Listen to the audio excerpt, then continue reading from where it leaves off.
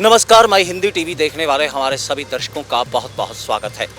देवी भगवती दुर्गा के नवरात्रों का पावन पर्व चल रहा है और देवी भगवती के सप्तम नवरात्र के दिन भगवती कालरात्रि स्वरूप की पूजा की जाती है। देवी का रूप अति भयंकर है क्योंकि यह दैत्यों का नाश करने वाला रूप है और इसका प्राकट्य देवी दुर्गा ने रक्त बीज का हनन करने के लिए किया था।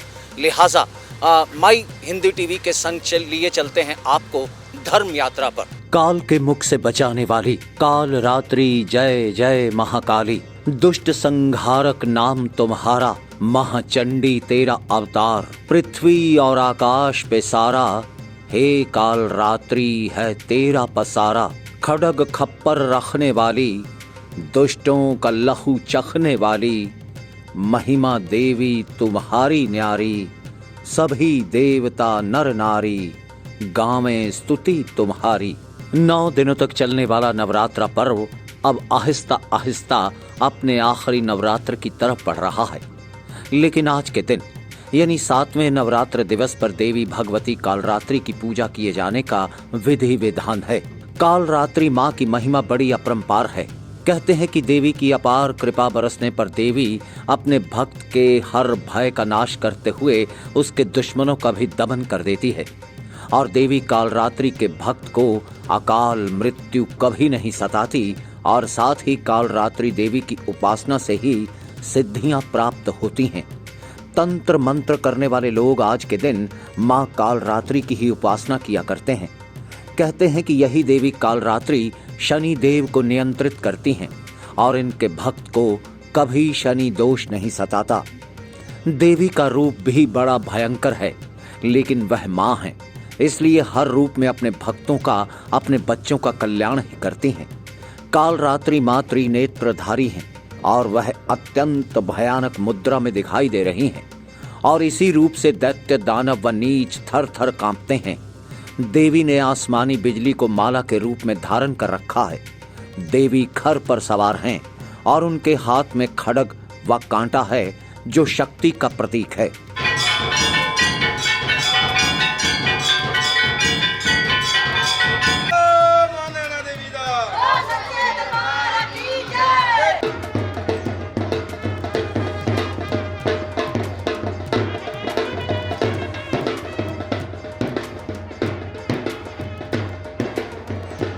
देवी कालरात्रि का प्राकट्य मां पार्वती के शरीर से ही हुआ। दरअसल वेद शास्त्रों और गाथाओं के मुताबिक पृथ्वी पर निशुंभ, शुंभ और रक्त बीज जैसे राक्षसों ने हाहाकार मचा रखा था। तब सभी ऋषियों ने भोलेनाथ से इन राक्षसों से रक्षा और उनका अंत किए जाने की याचना की।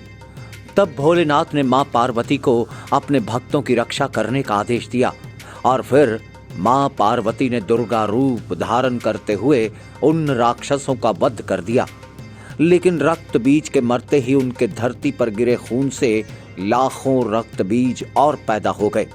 यह देख देवी दुर्गा क्रोध से धधक उठी और उनके शरीर का रंग श्यामल यानी पूरी तरह से काला पड़ गया और उसी से देवी कालरात्रि का प्राकट्य हुआ। और देवी ने रक्त बीज का वध तो किया ही, लेकिन उनके खून की एक भी बूंद जमीन पर न गिरे, इसलिए देवी ने वह रक्त अपने मुख में ही भर लिया और इस तरह रक्त बीज जैसे दानवों का अंत हुआ और इसी के चलते देवी शुभंकरी के नाम से भी विख्यात हुई। कालरात्रि की महिमा बड़ी दिव्य है महाराज, क्योंकि 9 देवियों में से कालरात्रि का सप्तम स्थान विद्यमान है और इसका बड़ा ही महत्व है, क्योंकि नवरात्रि के दिवस में अंतर्गत कालरात्रि का बड़ा ही दिव्य और भव्य महत्व है।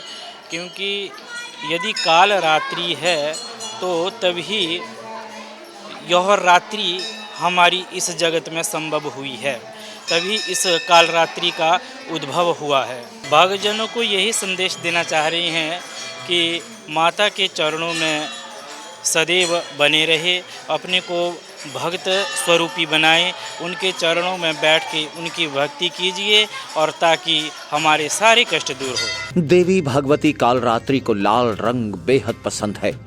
इसलिए देवी कालरात्रि की पूजा करते समय गुलहड़ या फिर लाल गुलाब के फूलों का प्रयोग करना चाहिए। इसके बाद दीप या कपूर की ज्योति से मां की आरती उतारते हुए उनकी जय जयकार करें। इससे प्रसन्न होते हुए देवी कालरात्रि अपने भक्त को आरोग्य रहने का वरदान प्रदान करती हैं। देवी को गुड़ का भोग अति प्रिय है। गुड़ का भोग मां को लगवाकर ब्राह्मणों को भी गुड़ दान करना चाहिए। इससे भक्तों का कल्याण होता है और उनके समस्त ग्रह क्लेश भी कट जाते हैं। ओम जयंती मंगला काली भद्र काली कपालिनी दुर्गा क्षमा शिवा धात्री स्वाहा स्वधा नमोस्तुते। दुर्गा सप्तशती के मुताबिक देवी के जितने भी स्वरूप हैं उन सभी स्वरूपों को हर रूप को नमस्कार करते हुए भक्तजन नवरात्रे के दिन मां की पूजा अर्चना को श्रद्धा और आस्था के साथ निभाते हैं।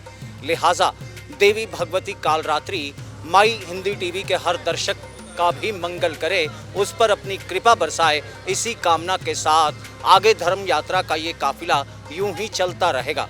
बहरहाल कैमरामैन जगरूप सिंह के साथ मैं गगनदीप नारंग,